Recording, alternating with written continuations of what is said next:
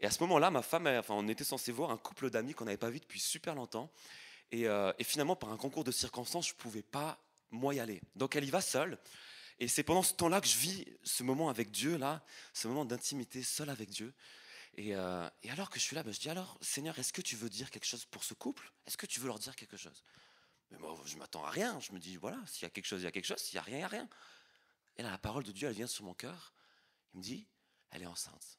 Je dis, oh, d'accord, ok, continuez, ça m'intéresse. Ok. Elle est enceinte. Et la parole, elle va comme ça, il me dit, et peu importe les voies intérieures, peu importe les voies extérieures, cet enfant vivra. Et la parole, elle continue. Il dit, c'est un garçon, etc. Nanana. Il me dit même, l'accouchement sera particulier, sera difficile, mais je veux leur montrer ma fidélité et me montrer que j'ai ma main sur cet enfant.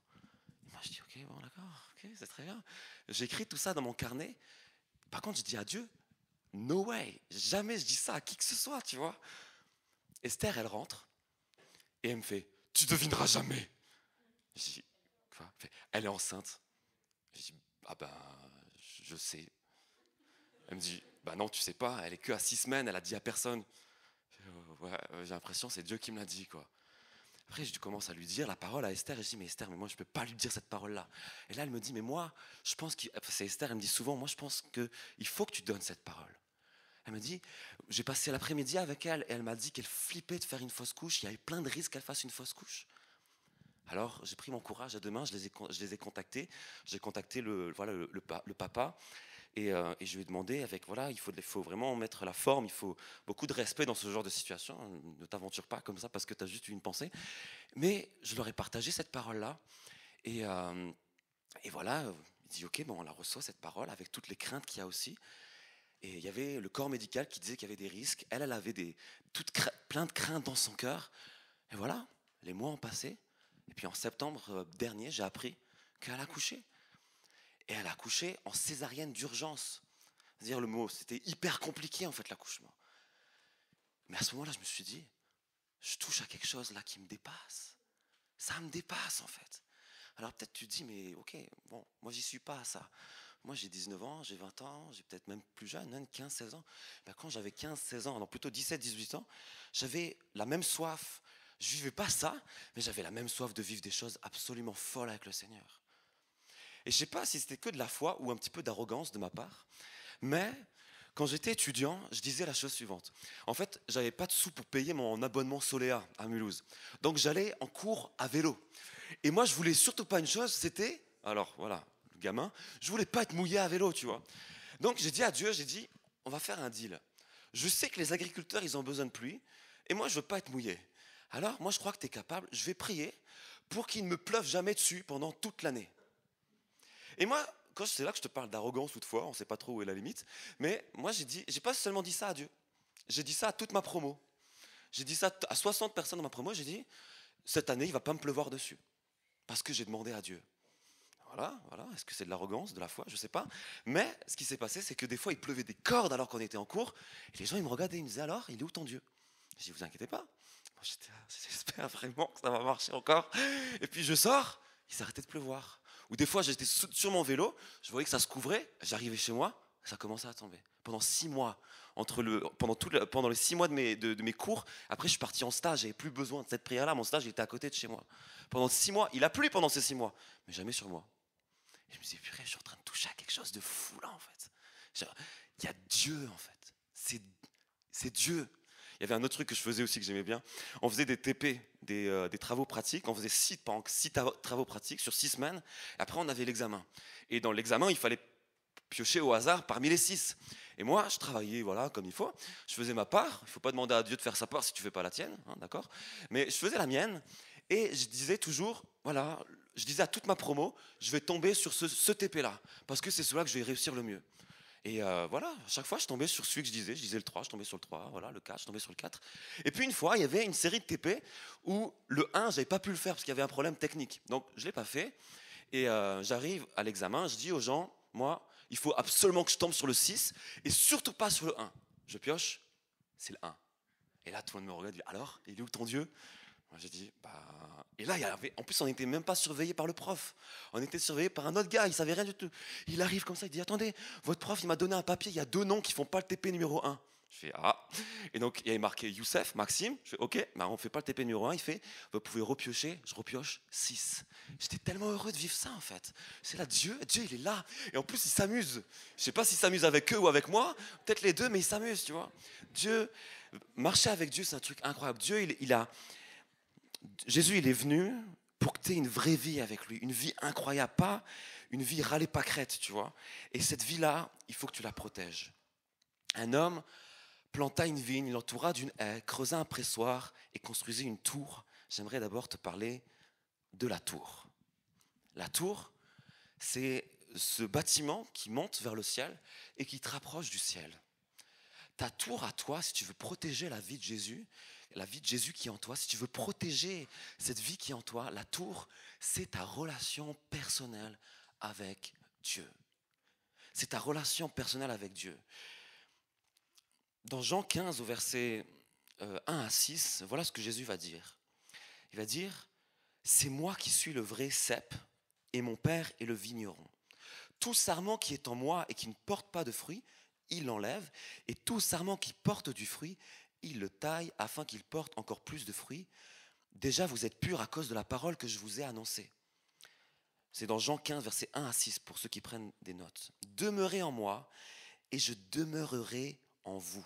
Au verset 4. Le sarment ne peut pas porter de fruits par lui-même sans rester attaché au cep. Il en va de même pour vous si vous ne demeurez pas en moi. Je suis le vrai cep et vous êtes les sarments. Celui qui demeure en moi et en qui je demeure porte beaucoup de fruits, car sans moi vous ne pouvez rien faire. Tu as besoin de passer du temps seul à seul avec Dieu, du temps d'intimité avec Dieu. Et j'aimerais te dire peut-être une chose que tu ne réalises pas. Sur la terre, il n'y a rien du tout qui surpasse la relation profonde que tu peux avoir avec Dieu en 1 à 1. Rien du tout. Et peut-être que tu n'y as pas encore goûté pleinement, ou peut-être que tu commences à tout juste y goûter. Continue, persévère, cherche Dieu. Et je vais te dire aussi une chose, tu as une période de ta vie unique dans ta vie. Tu n'es pas marié, enfin, normalement, la plupart en tout cas. Tu n'as pas d'enfant, vous confirmez? Oui, c'est bon, vous n'avez pas d'enfant? Ok, pas marié, pas d'enfant. Donc vous avez du temps. Vraiment, vous avez du temps. Alors, moi, ça me fume quand j'entends des jeunes, 15, 21 ans, même un peu plus, qui me disent qu'ils n'ont pas de temps pour passer du temps avec Dieu. Tu te moques de moi. Moi, j'ai pas de temps. Toi, t'en as. T'en as tellement du temps, en fait. Tu sais même plus quoi en faire de ton temps. Des fois, tu chill. Ça veut dire que tu fais rien du tout. Tu es là, tu dis, bon, on va voir si le temps passe. Tu as tellement de temps. Je ne te dis pas que dès que tu as 1 minute, tu dois le passer à lire ta Bible et à prier. Mais tu as du temps. Moi, je me rappelle, ça bouillonnait tellement en moi quand j'avais 19, 20 ans. Je me disais, c'était Thibaut à l'époque qui était responsable ici à Impact Jeunesse. Je me disais, ce qu'il vit avec le Seigneur, ce qu'il témoigne, il n'y a pas moyen. Moi, je veux vivre des trucs comme ça aussi dans ma vie un jour. Et je savais que je ne pouvais pas faire semblant. Donc, il fallait que je passe du temps avec Dieu. Et des fois, je passais des nuits entières à chercher Dieu. Parce que j'avais du temps. Je passais des fois des soirées entières. Et maintenant, le temps est passé. J'aimerais vous dire concrètement aujourd'hui, j'ai beaucoup moins de temps. Je vais vous dire, voilà, Genève, c'est une ville très particulière. Ça n'a rien à voir avec Mulhouse. Mulhouse, c'est la ville du quart d'heure. En gros, Mulhouse, tu peux tout faire en 1 quart d'heure. Soit à pied, soit en trottinette, soit à vélo, soit en voiture. Tu peux aller n'importe où en 1 quart d'heure. Genève, tu vas nulle part en 1 quart d'heure, d'accord? Des fois, tu as 2 voitures devant toi, tu as le feu qui est rouge, il passe vert, tu n'as pas pu passer le feu vert. C'est pas possible, tu vois. C'est une ville qui est faite pour que tu perdes du temps. Et je mets 45 minutes pour amener ma fille à l'école le matin. Si je pars à l'heure, si je pars à 7h15 pile, si je pars à 7h20, ça peut mettre 1h15, 1h20, tu vois. On est dans des bouchons, voiture contre voiture, comme ça. C'est où que je trouve du temps, moi? Je suis projeté dans ma journée comme ça. Je me lève comme ça, bam, il faut habiller, comme ça, on prend un petit déj dans la voiture, comme ça, et puis je me dis, mais il faut quand même passer du temps avec le Seigneur. Alors on commence par des louanges. Voilà, on met 3 louanges, c'est le deal que j'ai fait avec ma fille. On met 3 louanges, comme ça on commence pas directement avec la Reine des Neiges ou Petit Ours Brun, là. Parce que j'arrive pas à passer du temps avec Dieu, avec Petit Ours Brun ou la Reine des Neiges, tu vois. Je les connais par cœur, les musiques, plus que les versets bibliques. c'est triste, mais c'est comme ça. Ce que je veux te dire, c'est que voilà, on passe quelques minutes à louer le Seigneur. Après, voilà, un deal, c'est un deal. On met la Reine des Neiges pendant les 30 minutes qui restent. Et voilà. Et je la dépose à l'école et après, je dois prendre le bus pour aller au travail. Et donc, je vais au travail, voilà, je vais au bureau. Je mets encore 15, 20 minutes pour arriver au bureau. Donc, je me suis réveillé à 6h30, j'arrive à 9h au bureau. Et je pose aucun rendez-vous entre 9h et 10h, quasiment, la plupart du temps. Parce que je sais que j'ai besoin de passer du temps avec Dieu. Et pas juste moi. Ma femme, elle a besoin que je passe du temps avec Dieu. Mes filles, elles ont besoin que je passe du temps avec Dieu. Mon église, elle a besoin que je passe du temps avec Dieu. Même vous, vous avez besoin que je passe du temps avec Dieu, sinon vous n'avez pas ce qu'il vous faut pour ce week-end. Toute la terre a besoin que je passe du temps avec Dieu et toute la terre a besoin que tu passes du temps avec Dieu. Tout ton monde, ils ont besoin que tu passes du temps avec Dieu. Et Dieu, il n'a pas besoin que tu passes du temps avec lui. Mais il en a envie. Il veut passer du temps d'intimité avec toi.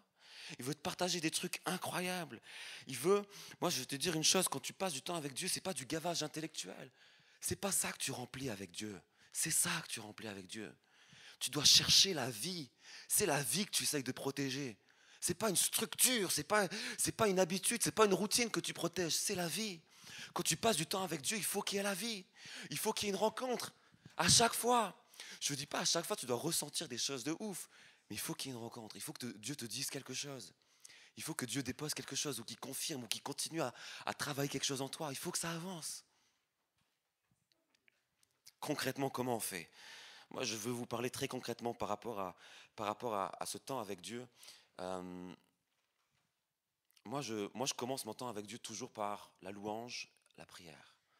Moi, je ne sais pas si c'était comme moi, mais moi j'ai du mal à juste ouvrir la Bible et lire un passage. J'ai besoin d'abord, voilà, il faut qu'on discute avec Dieu. Il faut qu'on règle ce qu'on a à régler. Et il faut que je reçoive un petit peu, voilà, de sa présence. Il faut qu'on soit sur la même longueur d'onde avec Dieu. Et là, une fois qu'on est sur la même longueur d'onde, soit à travers la louange, l'adoration, la prière, peut-être j'ai besoin de demander pardon à quelque chose, peut-être que j'ai fait quelque chose de mal. Le temps avec Dieu, c'est pas non plus à chaque fois une grosse introspection. Et puis, il faut pas que tu passes tout ton temps avec Dieu, à chaque fois que tu passes, tes souhaits, il faut pas que tu passes tout ton temps avec Dieu à demander pardon. Je t'assure que si ma fille qui a 4 ans, elle passait tout son temps que je passais avec elle à me dire pardon papa parce que ceci, pardon papa, mais j'en peux plus. Moi, je lui dis mais arrête au bout d'un moment, tu vois, je passe un temps avec moi. Donc il faut que tu règles les choses avec Dieu, mais passe pas tout ton temps avec Dieu à lui demander pardon. Ok? Jésus, il a payé le prix à la croix. Tu lui demandes pardon et puis t'avances. Ça ne veut pas dire qu'il faut que tu prennes à la légère ton péché. Il faut que tu laisses Dieu te travailler, mais il faut aussi que Dieu puisse te partager d'autres choses. Donc prie, loue le Seigneur. Et moi, je t'encourage vraiment à ne pas passer du temps avec Dieu seulement dans les temps que tu as prévu de passer avec Dieu. Il y a un truc qui se débloque dans ta relation avec Dieu lorsque tu réalises qu'il est vraiment avec toi tout au long de la journée. Lorsque tu le réalises, lorsque tu réalises qu'il est avec toi pendant les vacances, lorsque tu réalises qu'il est avec toi dans les transports en commun, lorsque tu réalises qu'il est avec toi dans ta voiture, il est là, il est présent avec toi. Et tu peux lui parler en fait. Tu peux lui parler tout le temps.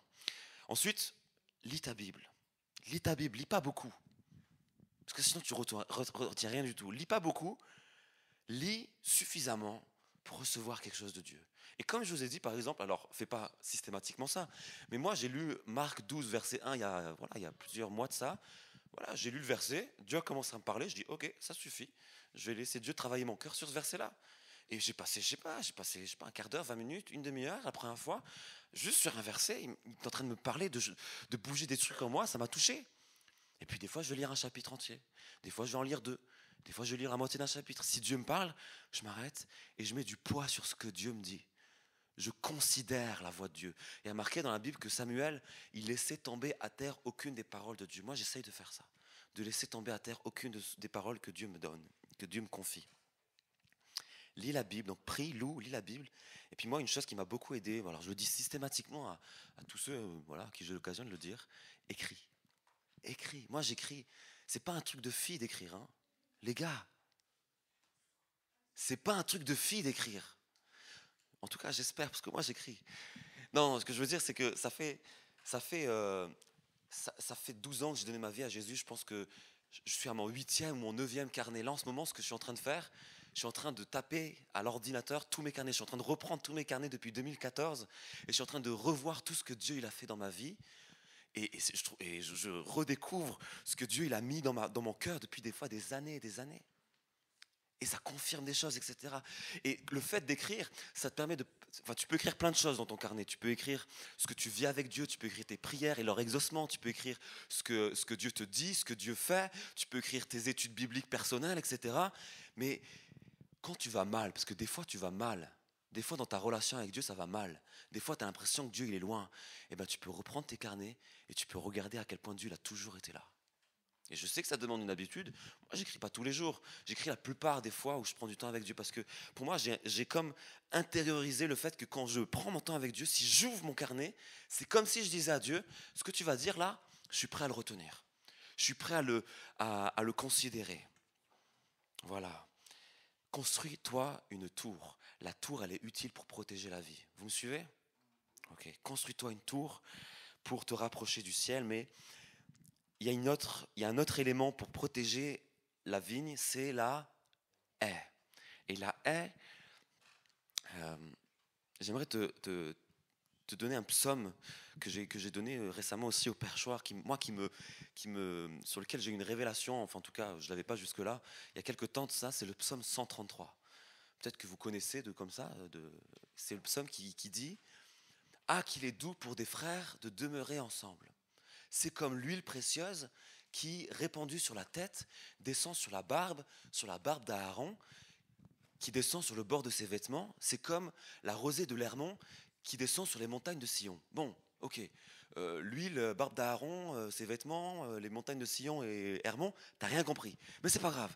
Le verset 3 à la fin, il dit quoi? Il dit « C'est là que l'Éternel envoie la bénédiction et la vie pour l'éternité. » Le verset commence en disant « Ah, qu'il est doux pour des frères, je rajoute des sœurs, de demeurer ensemble, car c'est là que l'Éternel envoie la bénédiction et la vie pour l'éternité. » Tu veux protéger la vie qui est en toi? Construis-toi une tour, construis-toi aussi une haie, et cette haie-là, c'est ton attachement à l'Église. C'est tes frères, tes sœurs, c'est celui qui est à ta gauche, celle qui est à ta droite. C'est ça la haie. C'est ça la haie qui protège ta vie spirituelle. Attache-toi à l'Église. Tu sais, pareil que j'ai vu de la même manière que j'ai vu des amis quitter la foi ou se refroidir, mais j'ai vu plein de gens, avec les années, se détacher de l'Église. Dans ma famille, à la porte ouverte, à Genève, ailleurs, j'en ai vu tellement. J'ai dit, oui, moi je suis chrétien, mais je suis chrétien seul. Voilà, pas trop besoin de l'Église. Et puis il y en a qui le disent clairement, au moins ils ont l'honnêteté de le dire. Et puis il y en a qui ne le disent pas, mais ils font tout comme. Ils ne sont pas attachés à l'Église. Tu veux avancer avec Dieu? Attache-toi à l'Église. Attache-toi à l'Église. Dans Hébreux 10, versets 24 à 25, Hébreux 10, pour ceux qui ont leur Bible, voilà, on m'a demandé de vous laisser un petit peu de temps pour ouvrir la Bible. Alors, Hébreux 10, non, je rigole. Versets 24 à 25. Voilà ce qui est marqué. Veillons les uns sur les autres pour nous inciter, pour nous pousser à l'amour et à de belles œuvres. N'abandonnons pas notre assemblée comme certains en ont l'habitude, mais encourageons-nous mutuellement. N'abandonnons pas notre assemblée. Ne sois pas rapide à abandonner ton assemblée. Ne sois pas rapide à abandonner Impact Jeunesse. Ne sois pas rapide à abandonner ton groupe de maison, ta connexion. Ne sois pas rapide à abandonner la porte ouverte. Peut-être tu dis, mais ils n'ont pas besoin de moi. Si, c'est ça la haie. Tu as besoin d'eux, ils ont besoin de toi. C'est ça l'Église. Tu sais, il y a quelques années de ça, donc j'étais responsable d'Impact Jeunesse, et Dieu nous a parlé avec ma femme, et il nous a mis sur notre cœur de nous occuper de nos voisins dans notre quartier. Et Dieu nous avait demandé, de manière très précise, je n'ai pas le temps de donner les détails maintenant, mais Dieu nous avait demandé de manière très précise qu'on devait arrêter nos responsabilités dans la jeunesse, dans tout ce qu'on faisait à l'église. Et moi, avec cette direction que Dieu me donnait, je savais une chose, c'est que ça pouvait donner l'impression que je quittais l'église. Et pour moi, c'était très important, oui, que les gens ne pensent pas qu'on est en train de quitter l'église. Et donc, c'était très important de faire les choses bien, de l'annoncer, de le dire. Et dès que j'avais quelqu'un en face de moi, je lui disais, on n'est pas en train de quitter l'église. Et on continue à venir au perchoir. Et on continue à venir le dimanche matin. On n'était pas en train d'implanter une église, on n'était pas en train de quitter. On était en train de faire ce que Dieu nous demandait. Mais notre église, c'était la porte ouverte. Et à contrario, moi, j'ai vu des amis. Moi, je me rappelle, j'ai un ami comme ça qui a grandi à la porte ouverte. Et un jour, il a déménagé. Et puis, je lui ai rendu visite un jour dans son église. Et je rentre dans son église. Alors déjà, on est arrivé en retard. Donc, on s'assoit vite fait, etc. Et puis, à la fin, moi, je me lève. Et puis, il se trouve que je connais quelques personnes. Donc, je vois, j'en discute, et on passe du temps. Et puis, le temps passe. Au bout d'un moment, je me dis, bon, il faut partir. Il est où?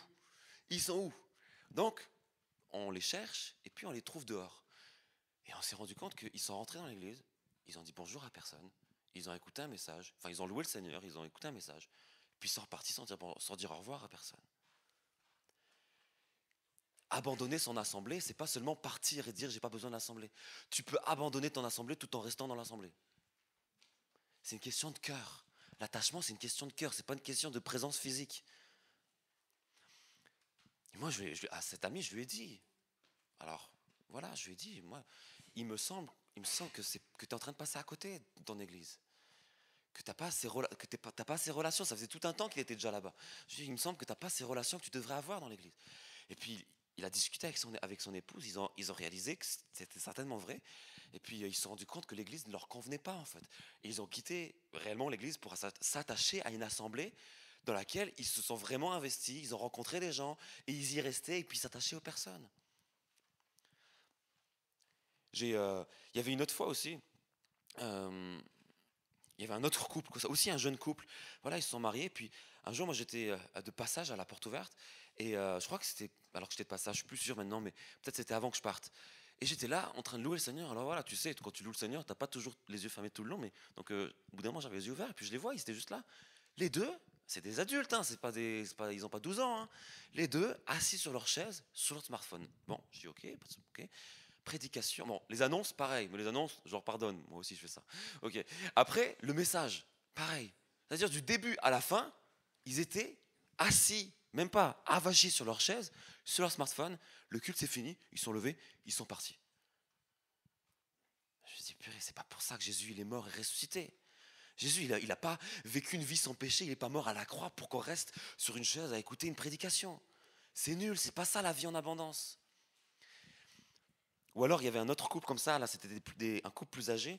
Alors, je discutais à la fin, moi j'ai toujours été très convaincu par les groupes de maison, je pense que c'est vraiment le cœur de l'église et les connexions, voilà. Et à la fin je discutais de ça avec un couple, et puis ce couple ils m'ont dit, oui, nous on a déjà été dans un groupe de maison mais on a été déçus, alors maintenant on arrête les groupes de maison, on vient juste pour écouter le message. J'étais là, ah, c'est si triste, t'es en train de passer à côté. Tu es en train de passer à côté. Tu peux abandonner ton assemblée tout en étant physiquement dans l'église. Si tu veux préserver cette vie que Jésus met en toi, attache-toi à Jésus personnellement, mais attache-toi aussi à ton assemblée. Et j'aimerais te donner peut-être juste deux notions qui me semblent importantes pour que tu comprennes, pour que tu puisses t'attacher, pour savoir si tu es en train de t'attacher ou pas. Pour moi, ce qui est important, le plus important, c'est pas tant là où tu en es aujourd'hui. Peut-être tu dis, mais moi, voilà, je suis attaché, moyen, je suis attaché comme ça, je ne sais pas vraiment. La question, c'est pas vraiment où tu en es aujourd'hui, la question, c'est dans quelle direction tu es en train d'aller. Parce que si tu es en train d'aller dans une bonne direction, tu vas arriver à la bonne destination. Mais c'est que toi qui sais. Entre toi et Dieu, tu sais très bien si tu es en train de t'attacher à l'église davantage ou pas. Donc tu en parles à Dieu. Et si tu sens dans ton cœur que tu n'es pas en train de t'attacher à l'église, alors tu peux en parler à Dieu et tu peux demander de l'aide à Dieu. Et l'église, c'est l'épouse de Jésus. Lui, il l'aime, lui, il est attaché à l'église. Lui, il aime l'église et il aime l'église locale. Donc si toi, tu manques d'amour pour l'église locale, t'inquiète pas que lui, il peut te la communiquer. Et puis, il y a une deuxième chose que je veux te dire, parce que parce que tu es jeune, moi aussi, hein, j'ai pas encore 30 ans, dans 8 mois. Donc, parce que tu es jeune, j'aimerais t'expliquer quelque chose par rapport à ce couple-là qui a été blessé dans un groupe de maison. Si tu décides de t'attacher à l'église, j'ai pas besoin d'être prophète pour te dire, tu vas être blessé. Dans l'église, tu vas être blessé. Pourquoi? Parce que l'église, c'est des hommes et des femmes complètement imparfaits, comme toi d'ailleurs. Donc tu vas être blessé. Donc pour continuer à s'attacher à l'église, qu'est-ce qu'il faut? Vous avez une idée? La patience, c'est vrai, il y a des gens, il faut plus de patience que d'autres. Il faut pardonner. Il faut pardonner. Et alors là, tu dis, mais tout n'est pas peut-être pardonnable. J'aimerais juste t'expliquer en deux mots comment, peut-être un éclairage sur ce que moi je pense être le pardon, comment je le comprends. Je pense qu'il faut que tu pardonnes aux gens de la même manière que Dieu te pardonne. Dieu, il te pardonne comment? Tu as fait une faute, alors du coup, c'est Dieu qui le porte. C'est Jésus qui porte. Au lieu que ce soit toi qui portes ta faute, qui porte le poids de ta faute, alors c'est Jésus qui porte le poids de ta faute à la croix. Il ne te charge pas de ta faute. Ok? Mais Jésus, lui, il a les épaules larges. Donc si toi, tu commences à pardonner tout le monde de la même manière, tu dis, ok, je ne la charge pas de sa faute, je le porte sur moi. Au bout d'un moment, tu es écrasé. Au bout d'un moment, tu ne peux plus porter ce poids-là. C'est pour ça que dans la Bible, il y a marqué, dans 1 Pierre 5 au verset 7, 1 Pierre 5, 7, Dieu il dit, déchargez-vous sur lui, déchargez-vous sur Jésus de tous vos soucis, car lui-même prend soin de vous. Tu ne charges pas les gens de ce qu'ils te font, tu le portes sur toi. Mais après, on revient à la tour, tu dois passer du temps seul à seul avec Dieu pour te décharger sur lui. Et si tu te décharges sur lui, alors c'est bon, tu n'as pas besoin de le porter. Je ne vais pas vous parler de ce que c'est après la restauration de la confiance et de la relation. Ce n'est pas mon but ce soir. Mais apprends à pardonner. Attache-toi à la communauté. Apprends à pardonner. Et apprends à reconnaître tes torts aussi. Il y a quelqu'un qui a dit un jour, récemment en plus, il y a 1000 façons d'avoir raison. La première, c'est d'avouer qu'on s'est trompé. Oui, il y en a qui dorment déjà, effectivement. Il fallait faire une sieste cet après-midi. Je termine, j'arrive à ma conclusion. Est-ce que vous êtes encore réveillés, les autres? Oui, oui, c'est bon. J'ai dit les claques, hein, vous pouvez, sans problème les gars. Hein. C'était une bonne claque celle-là. Ok. T'attacher à l'église. Je termine avec ce point-là par rapport à l'attachement à l'église.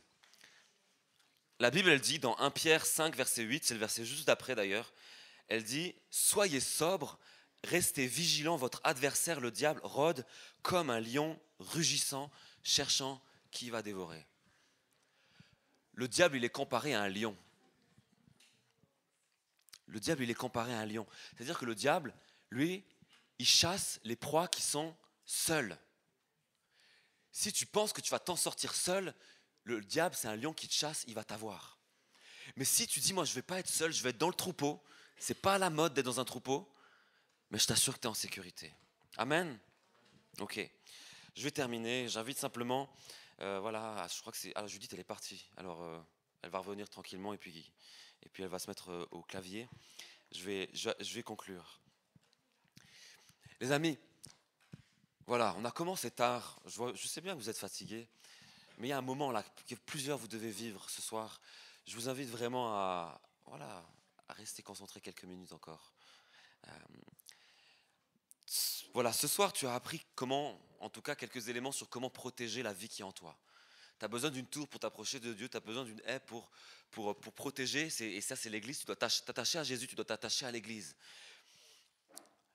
Mais peut-être qu'il y a des années qui sont passées depuis que tu as commencé, que cette vigne a été plantée, depuis que tu as la vie de Jésus en toi, peut-être qu'il y a des années qui sont passées et que tu n'as pas protégé correctement ta vigne. Tu n'as pas protégé correctement la vie de Jésus qui était en toi. Et si tu ne protèges pas correctement, il y a des choses qui s'installent au fur et à mesure de ta vie avec Dieu. Il y a des éléments qui viennent. Il y a cette parabole dans Matthieu 13, que vous connaissez, c'est la parabole du semeur, où il y a un homme qui va planter des graines, et il y a des terrains qui sont pierreux, il y a des terrains qui ont des ronces, et ces ronces, elles viennent comme étouffer la parole de Dieu. Les pierres, elles vont empêcher qu'il y ait des racines, et peut-être que dans ta vie, il y a toutes sortes de choses, qui empêchent la parole de Dieu de prendre racine, qui empêchent la vie de Jésus de réellement grandir. Il y a des ronces qui étouffent. Et alors que tu as déjà la vie de Jésus en toi, ceux qui ont fait le pas ce matin, depuis ce matin, ceux qui ont fait ça il y a 6 mois, depuis 6 mois, 1 an, peut-être des années en arrière. Mais tu as peut-être appris ce soir comment la protéger davantage. Peut-être tu vas prendre de nouvelles décisions par rapport à tes temps personnels avec Dieu ou ton attachement à l'église, etc. Mais tu as beau protéger les choses, si à l'intérieur c'est déjà pas protégé, s'il y avait déjà des pierres et des ronces, il faut au bout d'un moment faire le ménage. Et ces ronces-là, ça peut être un tas de choses. Ça peut être des péchés. Peut-être qu'il y a des péchés qui doivent sortir de ta vie maintenant ce soir. Peut-être qu'il y a des addictions, des habitudes de vie qui doivent sortir de ta vie. Peut-être que ce n'est pas des péchés, mais peut-être que c'est des mensonges. Peut-être c'est des choses que les gens t'ont dit, peut-être même tes parents, peut-être tes profs, peut-être on t'a dit depuis que tu es tout petit que tu es nul. On t'a peut-être dit depuis que tu es tout petit que tu n'y arriveras pas, ou que tu n'es pas belle, que tu n'es pas beau. Ça, c'est des mensonges du diable. Je vous ai dit ce matin que le diable, tout ce qu'il fait, c'est mentir. Et il y a des choses comme ça qu'il faut retirer pour que la vie puisse prendre racine, pour que la vie puisse grandir. Et on va voir demain, pour qu'elle puisse être partagée, il faut que cette chose-là puisse être enlevée. Et il y a des gens qui traînent ces racines, ces ronces plutôt, qui traînent ces pierres pendant des années, même pendant des décennies. Il y a des chrétiens qui avancent avec des addictions, avec des péchés, les mêmes pendant des décennies. Laisse-moi te dire que tu n'es pas obligé de les garder pendant des décennies. Les mensonges qu'il y a sur ta vie, tu n'es pas obligé de les garder pendant des décennies. Jésus, il libère réellement. Il libère pour du vrai, il est venu pour que tu aies la vie et la vie en abondance. Et ce soir, c'est le premier temps qu'on va vivre, ce premier temps d'appel qu'on va vivre, c'est un temps où tu vas avoir l'occasion de faire le ménage en toi. Je vais t'inviter à te lever à ta place maintenant et à fermer tes yeux. Et simplement peut-être, voilà, comme un premier signe devant Dieu, simplement à mettre tes mains devant toi, comme pour recevoir quelque chose du Seigneur. Alors que tu as les mains devant toi, alors que tu élèves tes mains vers Dieu, voilà, et que tu fermes tes yeux et que tu commences à prier dans ton cœur ou même à voix haute, et commence à dire à Dieu que tu veux protéger la vie qui est en toi. Commence à dire à Dieu que tu sais que le monde dans lequel tu évolues, eh ben c'est un monde qui ne veut pas que la vie grandisse en toi. J'inviterai simplement voilà, l'équipe de prière à s'installer tranquillement dans la salle, que ce soit devant, un petit peu sur les côtés. Et on va vivre un temps d'appel, un temps qui, je pense, dans lequel il y aura vraiment des victoires. Et même si le temps est passé, je veux quand même te donner l'opportunité, parce que je crois vraiment à la puissance dans ce geste-là. Voilà, il y a différents endroits devant, et puis derrière aussi, où il y a de quoi prendre des notes. Il y a des papiers, il y a des stylos. Personne n'est obligé de quoi que ce soit. Mais moi, je pense vraiment que ça peut t'aider. De prendre un papier, de prendre un stylo, et avant d'aller voir quelqu'un pour qu'il prie pour toi, simplement de te poser là, peut-être à genoux devant une chaise, et de commencer à écrire. De commencer à écrire peut-être les péchés qu'il y a dans ta vie, les péchés les habitudes qui ne sont pas bonnes dans ta vie, qui t'éloignent de Dieu. Peut-être même, c'est que tu vas écrire des mensonges qu'il y a sur ta vie. Peut-être que tu vas écrire voilà, toutes sortes de choses qui t'empêchent d'avancer avec Dieu. Peut-être c'est dans ton trait de caractère. Peut-être que ce n'est pas des mensonges, mais c'est des blessures que tu as vécues dans ta vie. Je t'encourage à prendre ce temps pendant que Ben va conduire la suite, à simplement écrire. Tu écris et tu laisses le Saint-Esprit conduire ce moment-là. Tu laisses le Saint-Esprit te conduire, et tout ce qui fait remonter à la surface, toutes les pierres, toutes les ronces qui fait remonter à la surface, tu les laisses remonter et tu les écris. Et quand tu es prêt, quand tu es prête, tu vas voir quelqu'un pour qu'il prie pour toi. Et tu lui partages ce que tu as envie de lui partager, tu n'es obligé de rien. Mais je crois vraiment qu'il y a une puissance dans la confession, il y a une puissance dans ce moment-là. Ferme tes yeux à ta place. Simplement ferme tes yeux. Commence à prier dans ton cœur. Moi, je vais prier pour ce moment-là et je vais laisser toute la place à Ben, à l'équipe et surtout la place au Saint-Esprit.